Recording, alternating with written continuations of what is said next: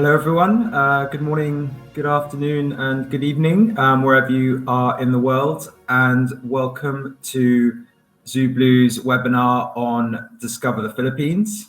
My name is Adam Broadbent. I am one of the founders of ZuBlu. So my goal today is to kind of give a good overview of the Philippines. It is a very large country with a lot of different opportunities in it. So we're going to try and whiz through that in under an hour, which will be a fun challenge. But ultimately, trying to give you some insight into why the Philippines is so good for scuba diving, how to get to the Philippines and travel around, when is the best time to dive in the Philippines, where to dive in the Philippines. A little bit of a focus on whale sharks and manta rays, as we always get those questions quite a lot. And then ultimately at the end, kind of who to book your trip with and sort of some rough ideas of potential cost. And then, as I mentioned, I'll hang around for questions as long as that takes. Great. So why is the Philippines so special for scuba diving? Well, the Philippines is located in the kind of northern parts of the Coral Triangle, and being located between the kind of two enormous oceans of the Pacific Ocean, Indian Ocean, you're getting huge volumes of nutrient-rich water coming through the region, and that invariably leads to an explosion of biodiversity, which the Philippines is famous for. There are over 7,600 islands that these bodies of water bring nutrients through, and invariably that leads to a vast number of coral species now growing there, kind of over 500, thousands of different fish species. And also the Philippines really values their marine biodiversity, marine environment. So there's a large number of marine protected areas to protect that. Some a little bit more enforced than others, but generally, there's a huge drive to protect their oceans and protect their reefs, protect their mangroves, and that leads to a very, very exciting country to be visiting for scuba divers specifically. So the Philippines is very much famous for the landscapes, especially those kind of limestone karst hills that look so stunning. But underwater, it's got everything as well, from the biggest sharks, such as the whale sharks, through to the thresher sharks, where it's one of the destinations there is a place you can reliably see them at recreational diving depths, which is very rare. You'll also be getting manta rays. Lots of wrecks, given all of the history there, especially during the big battles from World War II. The reefs are stunning, huge amount of coral species, huge amount of reef fish stock, everything. So yeah, very, very special. You'll be seeing lots of turtles. And then, as I said, a lot of different reef fish. But it's also really, really good for kind of macro or muck diving. Huge amount of variety and unique species there, whether it's kind of different ghost pipefish, mandarin fish, a lot of different colors within all of the critters there. You get a lot of good cephalopod action, so a lot of crazy octopus and cuttlefish species like this flamboyant one here. And you get some exciting destinations with the volcanic black sand as well, which makes it great for photography. And with that sand, there's also renowned for being beautiful with absolutely gorgeous beaches. You'll get plenty of gorgeous sunsets as well. But also ultimately, the Filipinos themselves are gorgeous and beautiful people. They're always smiling, always keen to welcome visitors and show off their country, and that always brings a lot of joy to the visits when you do go to the Philippines, and is one of the highlights that many people will talk about after their trips there. So yeah, a beautiful country filled with a lot of happiness, diversity, and a huge amount of experiences ahead. So how to get to and travel around the Philippines? So at a very high level, there are generally kind of the two main international airports that you can get to the Philippines. Manila, being the capital, is the main one. You get a lot of good direct international flights into Manila, whether you're coming through, the Middle East from Europe, or you've got a lot of the key Asian hubs of Singapore, Kuala Lumpur, and so on that you can hop through. Australia's got some good access. And you're even getting some flights all the way over from, the West Coast and the East Coast of America. So very, very accessible. The other international airport is Cebu. Fewer direct international flights, mainly coming out of kind of Korea, Japan. You can still hop through Singapore, Kuala Lumpur, or maybe even from the Middle East. The benefit of Cebu as a destination is that you're getting straight into the Visayas region, which is fantastic for diving in the Philippines. I'll talk about that in more detail in a bit. But if you are heading to the Visayas, getting straight into Cebu does save that additional domestic flight, which can be quite helpful. And then domestically, once you are in the Philippines, there are sort of over 40 or so different domestic airports. Generally, domestic flights are pretty reliable and quite regular. So there's not too many issues to be worried about there. The only things to highlight would be if you are arriving in Manila, there is a terminal switch to get from the international to the domestic one, and that can be a bit of a faff sometimes. You definitely want to make sure you've given yourself a bit of a buffer. If you are heading out to the Philippines to join any liveaboard trips, we would always be keen to kind of recommend arriving the day before arrival, just to give that buffer as well and give you a little bit of time to decompress after your travel. But it's our job as ZuBlu to help with all of that. So, just feel free to reach out and we can be assisting. Aside from the flights, once you are in the Philippines, there are a whole variety of different modes of transport. If you're doing any water-based transfers, sort of heading between different kind of islands, the big routes will have car ferries that you can also go on as a passenger. They're a little bit slower, but they get the job done.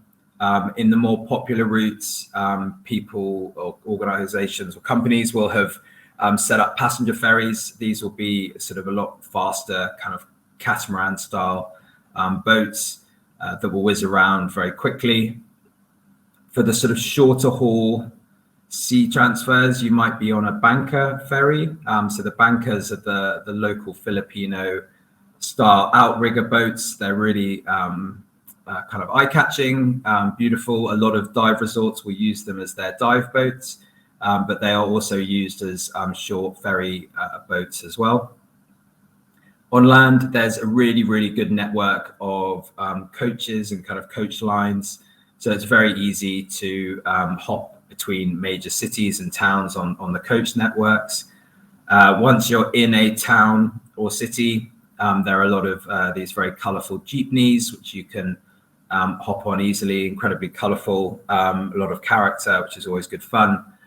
And then tricycles are the kind of tuk-tuk style things are the final option. If you are staying at a resort along a coastline, it's very easy to head up to the main road and hail a tricycle down and hop on it to go to a nearby restaurant or kind of visit it at a nearby resort or something. So yeah, all very easy. The Filipinos have very good spoken English. They're very welcoming.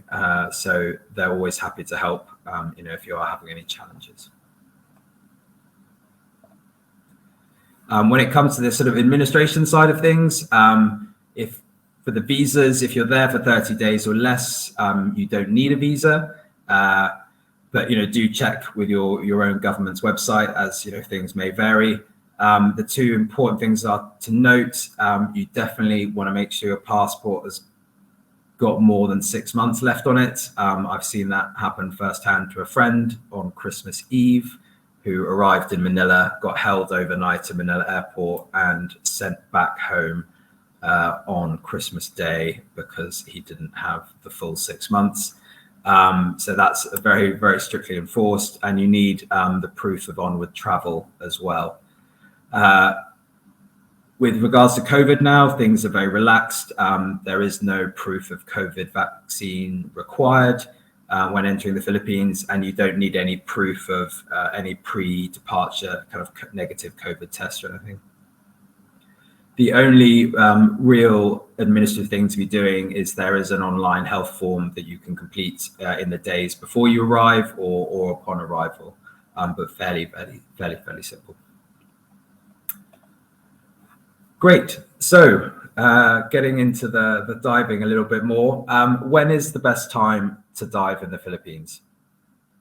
From our perspective, we view the Philippines in sort of 4 key regions: Luzon and Mindoro in the north, Palawan and Tubbataha in the southwest.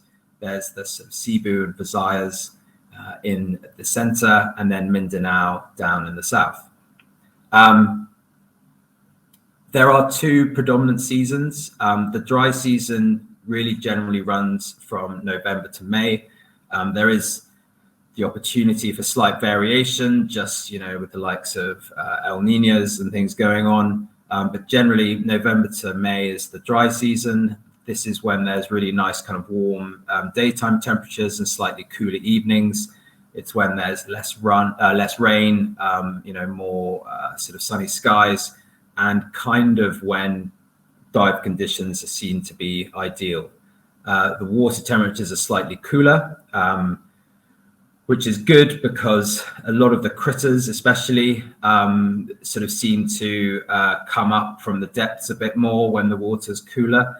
So they're kind of coming into more recreational diving depths. So you're seeing more biodiversity at that time of year. So with that cooler water, obviously if you are diving a lot in the day or on a liverboard racking up the dives, we would recommend a slightly thicker wetsuit. March to May is probably considered the peak time, being the hottest and driest time of the year. So it is sort of peak season from a tourism perspective. So always good to book in advance. And yeah, we're here to help with that. On the other side, the wet season runs from June to October. It is a tropical country, so it doesn't mean it's just raining all the time. It's usually short, kind of intense showers. There may be periods where you have a few days strung together, but that's usually unlikely. Water temperatures are a lot warmer at this time of year, which is nice on the one hand, but on the other, that's what leads to a lot more rain. And that can lead to the sort of compression of some of the kind of unique critters heading a bit deeper and away from recreational diving depths. It is a lot quieter in general, kind of considered the low tourist season, so dive sites will be more empty. Prices will be a bit lower as well. So there's still a lot of good reason to head there in that time of year as well. The only other kind of key considerations with regards to the seasons in the Philippines, typhoons do head through the Philippines each year. Generally, August and September is when the more severe storms happen, although that does have some variation. It's not a kind of written in law kind of rule.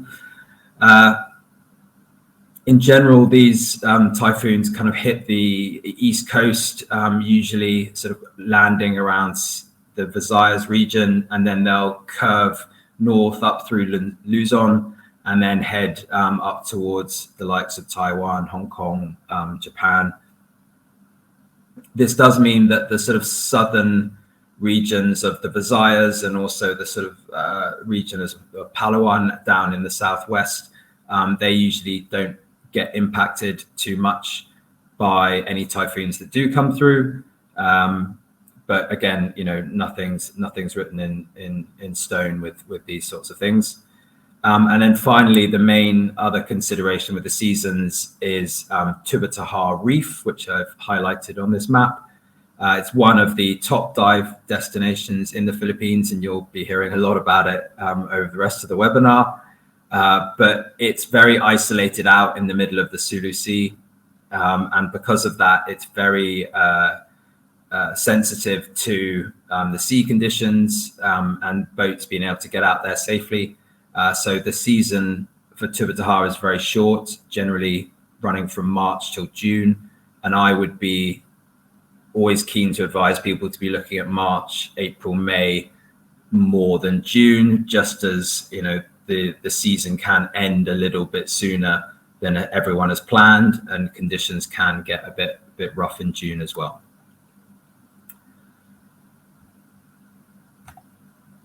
So, choosing where to dive in the Philippines. As I mentioned, we look at the Philippines in these sort of 4 chunks. The 3 main ones being Luzon and Mindoro, and that's very much accessed through Manila. Then there's Palawan and Tubbataha, which is either accessed through Puerto Princesa or Busuanga Airport. And then there's Cebu and the Visayas more widely in the middle. Generally, you're getting there through Cebu International Airport, or Mactan as it's known. So I'm just going to run through those different areas, give a few of the highlights and sort of few insights about the dive destinations within each of those spots.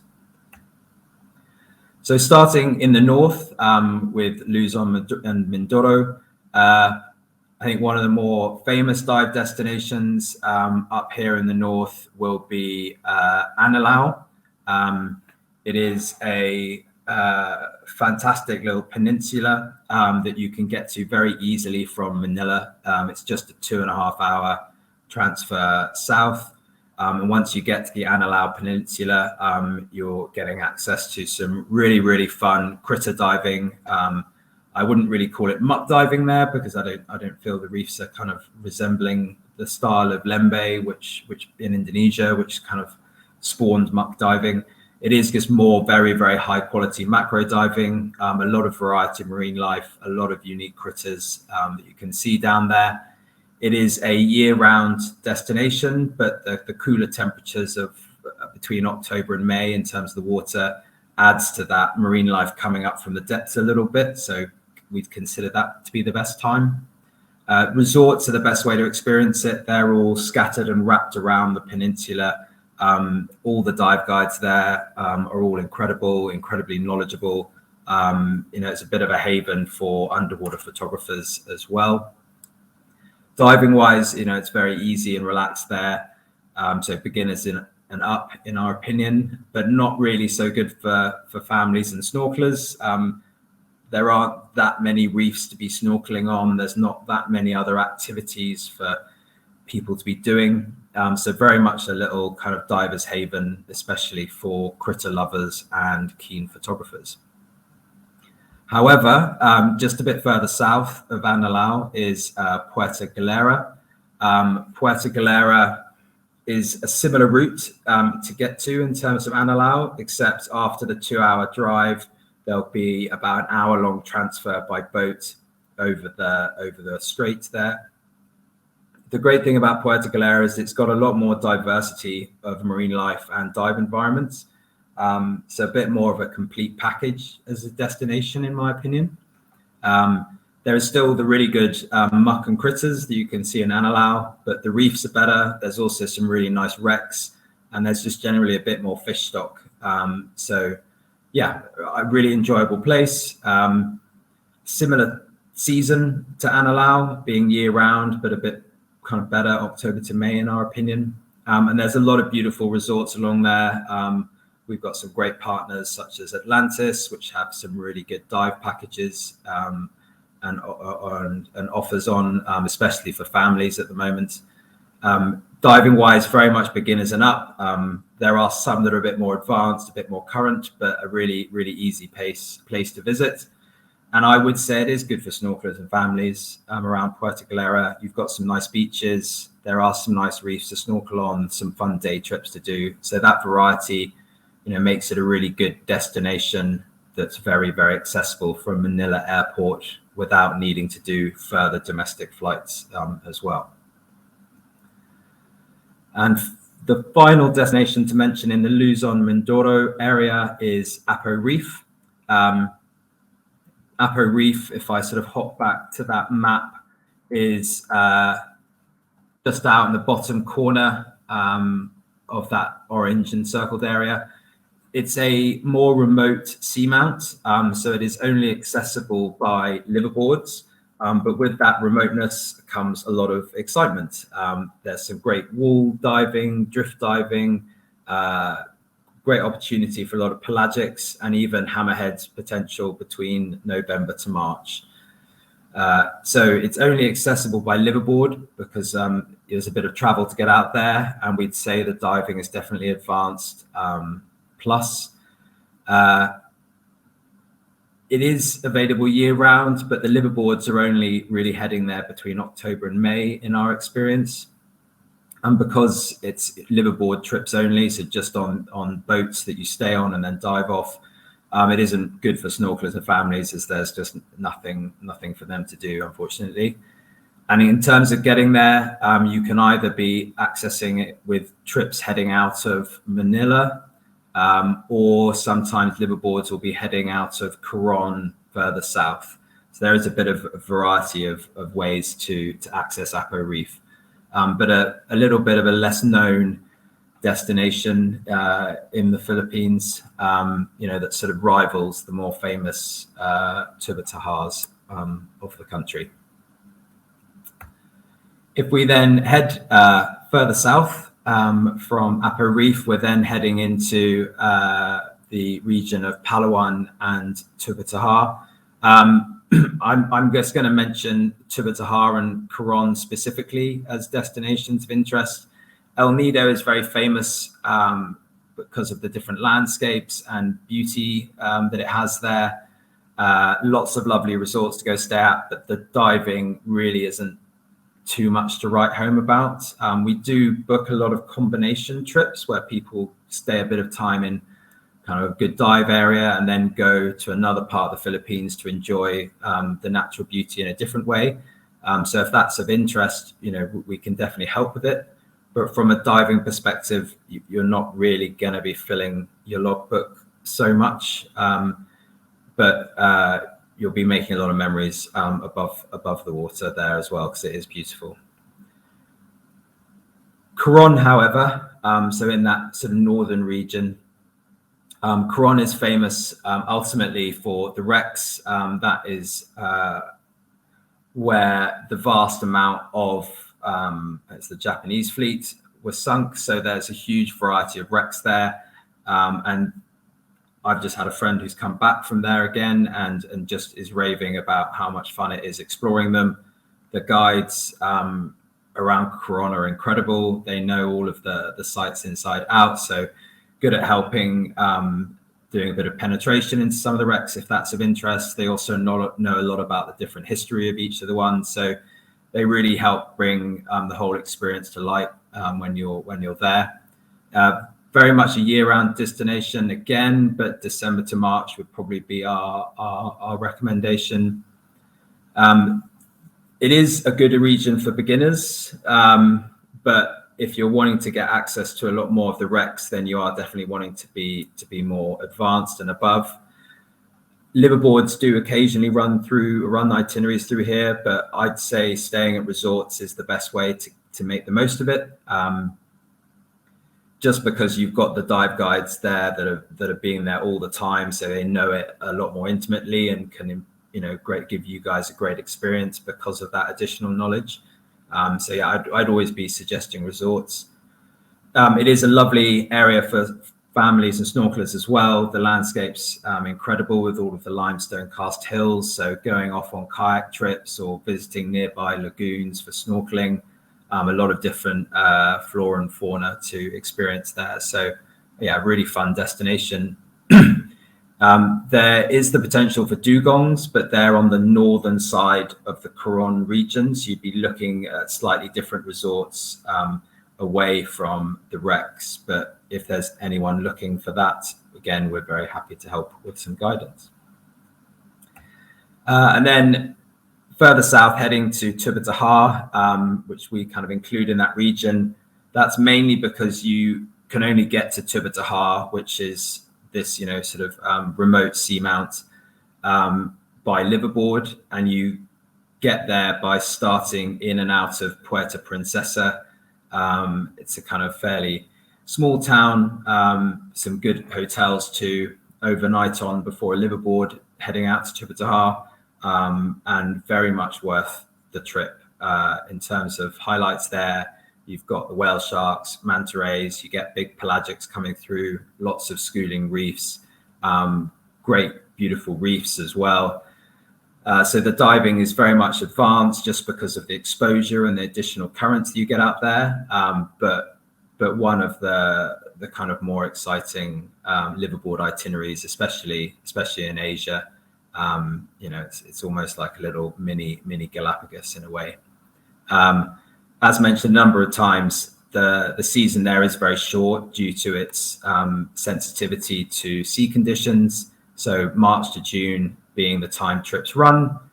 And again, I'd be looking more towards the start of the season than the end.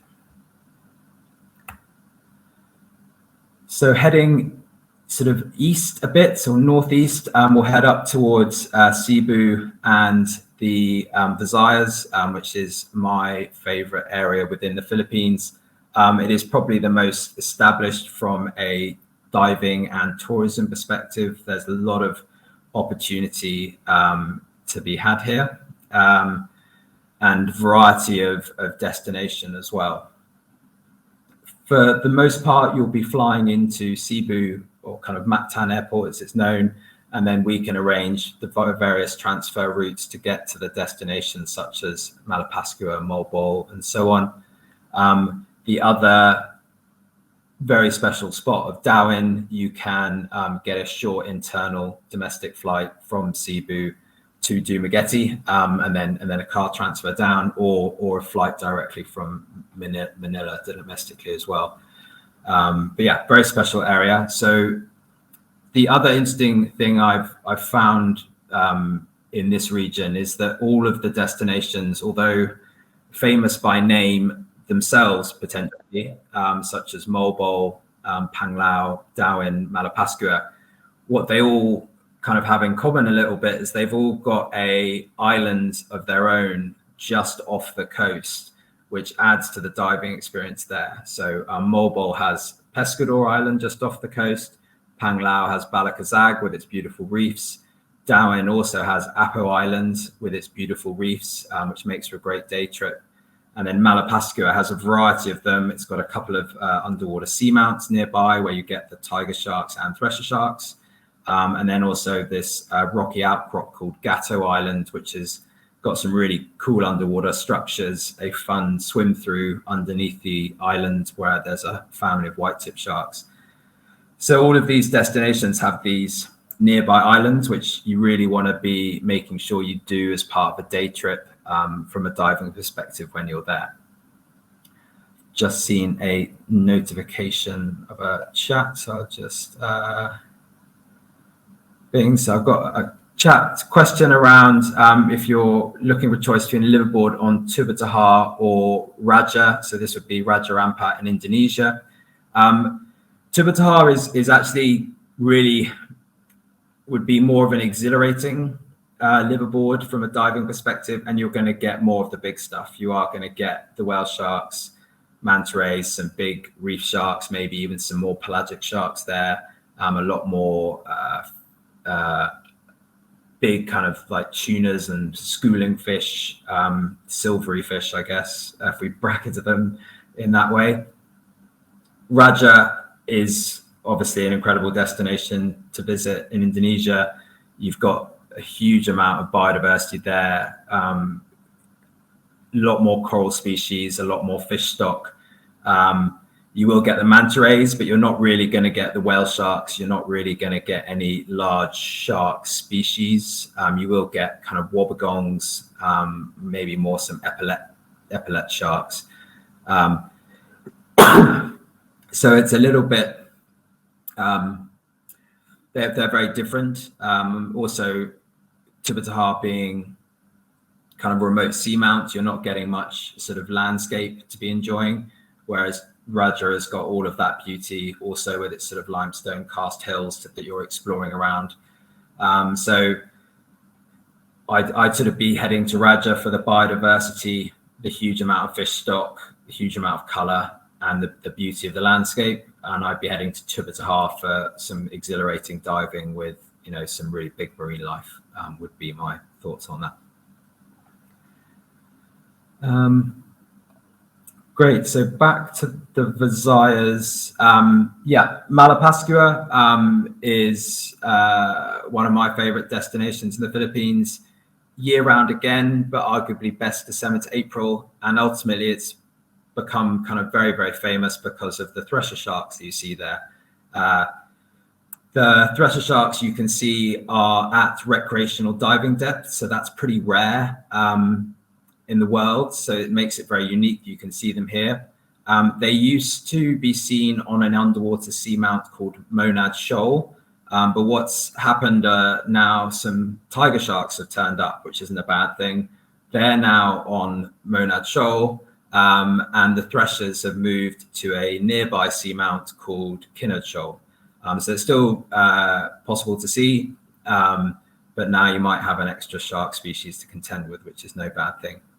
Around Malapascua itself, there's some lovely reefs, great macro. You've also got the fun Gato Island nearby, which is great for its underwater structures and also this swim through. In terms of where to stay on Malapascua, there's lots of lovely resorts. I've always got a soft spot for places like Evolution Dive Resort, also Ocean Vida. There are liverboards that do Visayas itineraries and include Malapascua, but if you're really wanting to get some good thresher shark experiences, I think it's worth spending a bit more time and actually staying on the island itself. Diving level-wise, very much beginners and above, but through the thresher shark sites, it's good to have your advanced. I feel it's a good destination for snorkelers and families. It's lovely beaches, some nice snorkeling. It's a really fun island to stay on. So yeah, a really good spot. To get there, you're arriving at Cebu International. We would then do about a 3.5 hour car transfer from Cebu up to Maya Port, and then we would organize a boat transfer out to the islands. I can see a question about the travel, so I'll do that after covering Moalboal, which is the next one. So yeah, Moalboal is on the west coast of the long Cebu island. If I pop back to the map, you can see Moalboal sort of southwest of Cebu Mactan. Moalboal has become quite famous because of the massive sardine school that is there. It used to be living on Pescador Island just off the coast, but the school's now moved on to the main coastline just outside of Moalboal town in a way. Really fun to dive amongst, really fun to snorkel amongst. You occasionally, if you're lucky, get thresher sharks coming in and hunting the sardines using their big whip tail kind of to stun them. Excuse me. But there's really good reefs along the coastline there, lots of turtles, lots of fun macro. It's very easy, relaxed diving, not too much current, so great for beginners.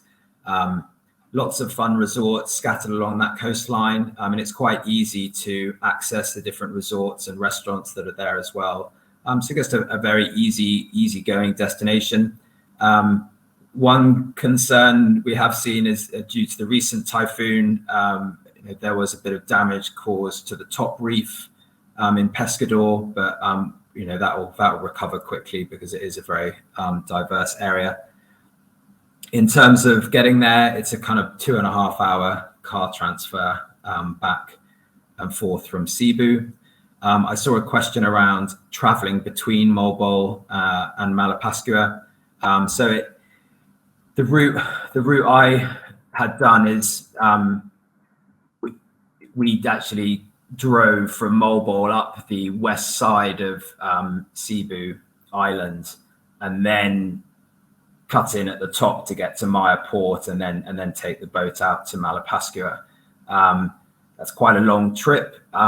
There are resorts that will offer the private transfer between the two destinations, which does help in terms of saving a little bit of time. But alternatively, you can just go from Moalboal back over to Cebu and then go from Cebu up towards Malapascua on, either more group organized routes, if there are sort of resorts putting on group transfers, or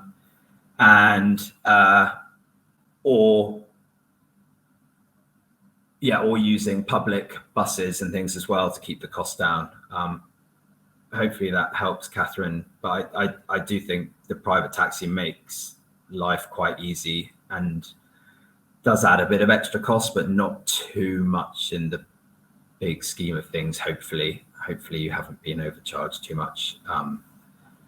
But yeah, if you're looking to save a bit on budget, I'd just do a normal transfer back to Cebu and then head up to Malapascua.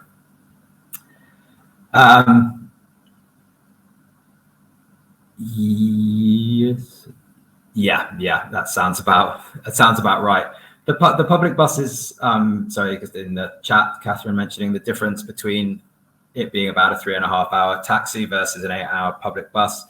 The public buses aren't bad, and you can just, sort of crash out and travel along. The problem is they stop so regularly, and they then also will stop for like a lunch break or a dinner break or something. So it just seems to take forever, whereas a taxi will just, they'll put their heads down and drive, which is good. So after Moalboal, if you go a bit further south, there's a really other special place, Dumaguete and Dauin. Dumaguete, Dauin, it's a really nice volcanic coastline there. So you get this beautiful black sand. There's some really good little reef outcrops along that coastline. But what it's really special for are the critters. You get a huge variety of kind of macro and bizarre marine life there. I think it's April, May, or March, April, May is a really good time for frogfish. You get a huge variety of frogfish species appearing, a lot laying eggs and all sorts. You get some really fun access to different behaviors and lifestyles of frogfish then. Into October, November, with the slightly kind of colder upwellings, you get a lot of the cephalopods coming out to have a party. So you're getting huge variety of kind of octopus species. You'll get crazy cuttlefish as well, such as this flamboyant cuttlefish here. So really, really fun as a destination, great for photographers as well. And then you have the nearby Apo Island, which has got beautiful reefs. So great for diving, but also for snorkelers as well. Resorts is the best way to experience it here. You've got places like Atlantis, Dumaguete, which are really well catered for divers. There's Atmosphere Resort just down the road that's also as luxurious, but maybe a little bit more family orientated or just a little bit more focused on the relaxed diver rather than the sort of hardcore one. And then there's some really nice boutique, more affordable places around there as well. I think it's a lovely coastline for snorkelers and families. There's a lot of land activities you can do, kind of ATV rides, kind of waterfall visits, mountain biking. So yeah, a lot of fun to be had in Dumaguete and Dauin. Highly recommend it. I've been many times and always enjoy it. And then the final destination I'd recommend is Bohol. Within that, there's sort of Panglao in the southwest and Anda in the southeast. Generally, the diving is along the southern coast of Bohol. It's pretty good. There's some nice reefs. The macro's okay. There's a few good little islands that have got some lovely reefs. There's a pretty unique seamount that's home to a lot of sea snakes, which is quite fun. But the diving, I don't think rivals the likes of Malapascua and Dauin. The good thing about Bohol is its land-based activities are the best out of everywhere. You've got the kind of famous chocolate hills, which are beautiful to see. You've got some great jungle trekking to do. some nice river cruises, lots of waterfalls again. So a lot of variety there in Bohol. So it is good for family, but maybe not really the sort of top diving spot to be considering. And then the final one to mention is Mindanao briefly. So Mindanao is the southern area. A lot of governments will have some form of travel advice against traveling to Mindanao. So it's quite hard for me to say too much on that. But there are a couple of destinations accessible in the north where you don't really travel into Mindanao proper, where there are any concerns or dangers to be faced. They're a lot further south. Somewhere like Siargao is somewhere I'm always keen to mention. Not a dive spot per se, but it is a very beautiful region and great for surfing. Because it's on the east coast, it gets a lot of good wave action. Very famous surf spot there called Cloud 9, which is a bit more advanced. There's also a nice one called Jumping Jacks around the corner, which is great for beginners. A great place to learn. I tried my best, but wasn't particularly good. I've seemed to be better underwater than trying to stand on it.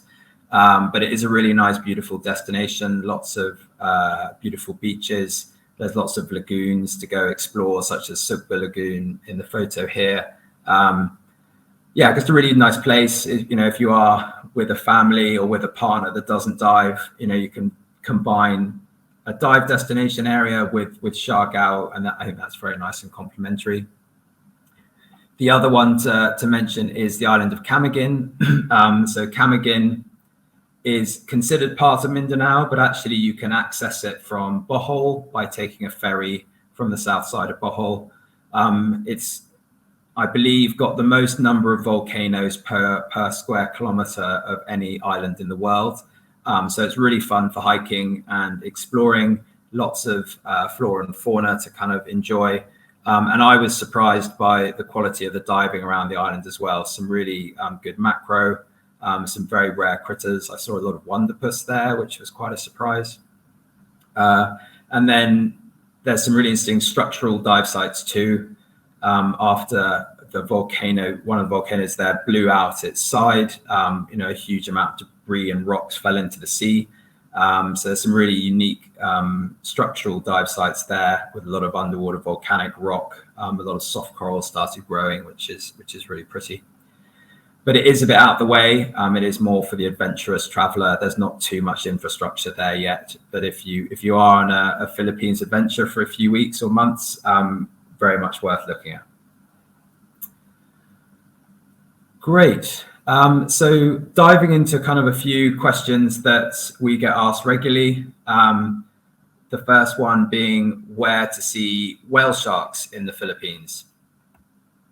So there are 4 places that you can see whale sharks: Tubbataha, Donzol, Oslob, and Leyte.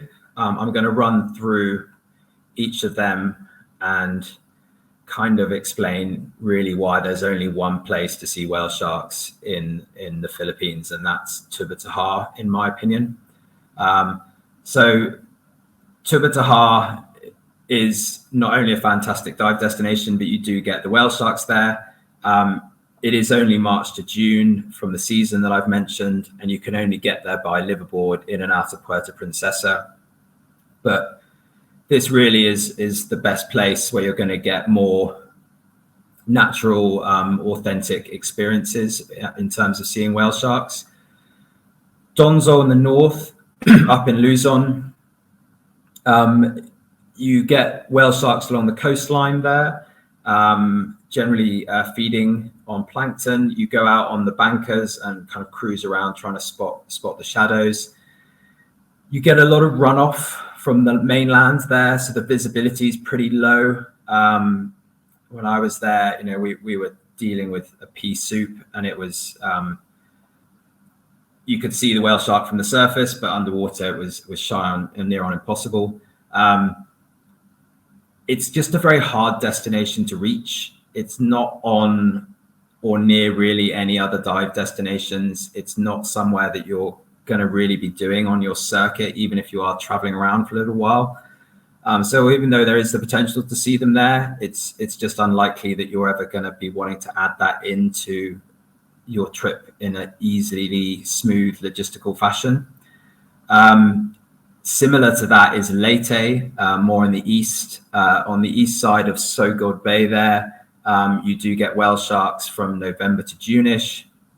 There's a lot of local spotters that will be keeping an eye out for them and letting resorts know. I spent many weeks there, a couple of times trying to see them. They are there because there's photo evidence. I've just never had any luck. So I kind of maybe I'm a bit biased and consider Leyte to be quite an unreliable destination to see them. If you were wanting to see whale sharks, I'd definitely be suggesting Tubbataha instead, and not heading to Leyte because I just wouldn't have any confidence in you seeing them. The final destination is Oslob. You are pretty much guaranteed to see whale sharks here. However, there is still a lot of concern around the impact the experience is having here from a conservation perspective, from a kind of a behavioral impact perspective on the whale sharks. They have sort of learning to come into the Oslob area and basically being sort of hand fed. There's a lot of discussions around this. You know, some people are, you know, the amount of food they get is certainly not enough to sustain them, but there is a, you know, significant impact on their behavior and their life cycles in us adjusting them. From our side, we generally, or we don't book Oslob, just because we don't have any confidence in it being a fully kind of sustainable and kind of consciously run trip or experience. It is becoming a bit of a factory line, and a real kind of touristy trap, dare I say. But if you want to see whale sharks, you know, we can't stop you, and it is easy to organize if you want to do that. From my side, I'm always more for the sort of natural and the ZuBlu. We are more about the natural, authentic experiences that don't have impact. So with that in mind, I'm very much pushing everyone to consider Tubbataha, or if the travel dates don't work for March to June in Tubbataha, you know, there are better places in Asia as well for whale sharks, or somewhere like the Maldives as well. So yeah. Where to see sharks in the Philippines. So obviously we've just sort of covered whale sharks, but if you're looking for other shark species, three main areas really. Tubbataha again, Apo Reef and Malapascua. I mentioned Malapascua earlier about Gato Island and that underwater swim through beneath the island. That's where this photo was taken. So you can sort of the nice silhouette of the white tip there as you're coming out of the swim through. Malapascua has the thresher sharks at Kinnaird Shoal, but now there's the potential of the tiger sharks moving in at Monad Shoal, which is exciting. And you've got the white tips at Gato. So yeah, a really good sort of all-round sharky place. Tubbataha has not only got the whale sharks and the reef sharks too, which is good, but as I've always mentioned, the season is short there, March to June, liveaboard only, and you're in and out of Puerto Princesa. And then Apo Reef being another sort of isolated seamount, good for reef sharks and the potential of hammerheads between November and March as well. For manta rays, only a couple of spots really, Tubbataha yet again, and then Donzol. So Tubbataha, in my recommendation, is the best option, but yet again, only March to June, liveaboard only, and you're traveling in and out of Puerto Princesa. Donzol, there's a fun dive site called Manta Bowl, that's a sort of out crop, sort of curving sort of mound of rubble, essentially, and then there's lots of coral bommies and rocky outcrops that the mantas come in onto to use as a cleaning station. It's located in the middle of Tikau Pass, so it's a couple of hours or a few hours boat transfer out of Donzol. It is a fun spot. It's just, again, as my concerns with Donzol from a whale shark perspective, it's just a hard to reach area. There's no real good travel logistics getting there.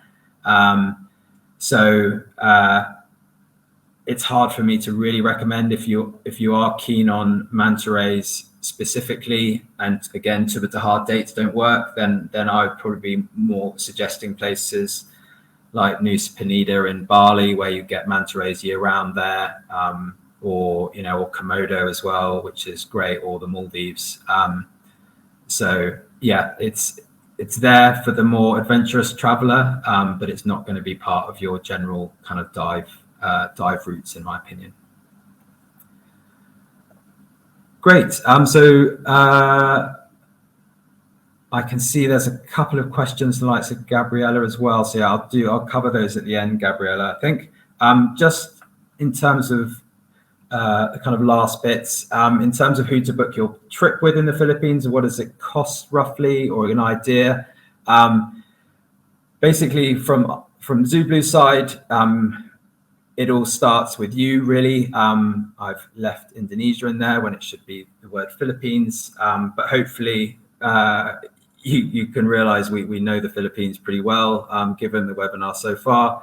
From our side, it's all about the what you're keen to see and when you're looking to travel, and then that ultimately will allow us to define where we feel you should be going to get the underwater experiences you want. We visited all of these destinations firsthand, traveled to them, by plane, boat, or tuk-tuk. We've been to all of our resorts firsthand, so we've tested them personally and are very proud to be showcasing them, and similar with the liverboards as well. So, we're here to help make sure that we, put you in the right destination at the right time to get the best experiences. In terms of the ways to kind of learn about some of the options, you can head on to the ZuBlu website. We've got our new collections feature, which sort of allows you to look at options from a slightly different lens about whether you're looking for house reefs or places that are good for solo travelers, couples, bit of luxury, and so on. So that's an easy option to kind of get a feel for what's available. In terms of the variety of things, there's a lot of dive centers, so especially in the more popular areas, you can choose resorts and then just use the dive centers for simple day trips, doing entry-level courses, or even doing your dive master instructor training. In the Philippines, generally PADI open water courses are around the $350 mark. PADI advanced open waters courses a little bit less, around 280 or so, maybe as low as 250. And in general, a boat dive is going to start from about $25, $30. There will be kind of equipment rental and marine park fees quite often as well. But generally, the Philippines is a pretty cheap place to go diving, especially given how much is on offer to see as well. There are a huge amount of dive resorts located through all of our destinations. As mentioned, we've been to them to experience them firsthand, and lots of different levels, whether it's kind of more boutique ones or ones that are good for families, or ones that are focused specifically really on scuba divers. So the pricing can range from the very affordable of sort of $15, $20 a night up to more towards the luxurious sort of $500 a night. So very much up to you. There are a number of resorts that are very catered for divers, and they do some really good dive packages, which kind of gives you unlimited diving throughout your stay. So resorts such as Atlantis Dumaguete down in Dauin, or Atlantis in Puerto Galera are very good at this. But a lot of the resorts are generally custom resorts, as we call them, where you're able to create your own package of accommodation, an ad hoc amount of diving, add some land activities in as well. So that's something we can help with in terms of creating those very personalized trips for you. And then last but not least, liveaboards. So the liveaboards are generally focused on 3 destinations. They'll be looking at Tubbataha through March, June, Visayas generally for the rest of the year, and some of them will be popping over to Coron and Apo for that itinerary as well. So ideal for passionate divers. It's definitely more for advanced divers, but really good value given it all includes accommodation, food, and the diving. There is a good variation in the luxury levels. So there are some more affordable ones at about $130 a day, up to the more luxurious at $450. But liveaboards are a really good option in the Philippines, similar to Indonesia. A great way of getting the best of it in a very short amount of time. And then finally, I kind of mentioned it throughout, there's a huge amount of land-based experiences, whether it's waterfalls, good beaches, lots of flora and fauna. There's some endemic species such as the tarsier here, lots of unique other species, be it butterflies or birds as well. So if you are looking to kind of combine a little bit more land with your sea experiences, do let us know and we'd be happy to help make sure we're putting you in the right places. So in terms of getting planning, what we will be doing is we're going to be sharing a Philippines guide that we have just finished. So there's a lot more information in there, a lot more advice. But ultimately, you can also just reach out to us. We have a huge amount of knowledge about these destinations, some really good deals and offers as well. So you can reach out to us kind of more generally at inquiry@zubludiving.com, or feel free to reach out to me personally at adam@zubludiving.com. You can hop on the website anytime to chat with us there.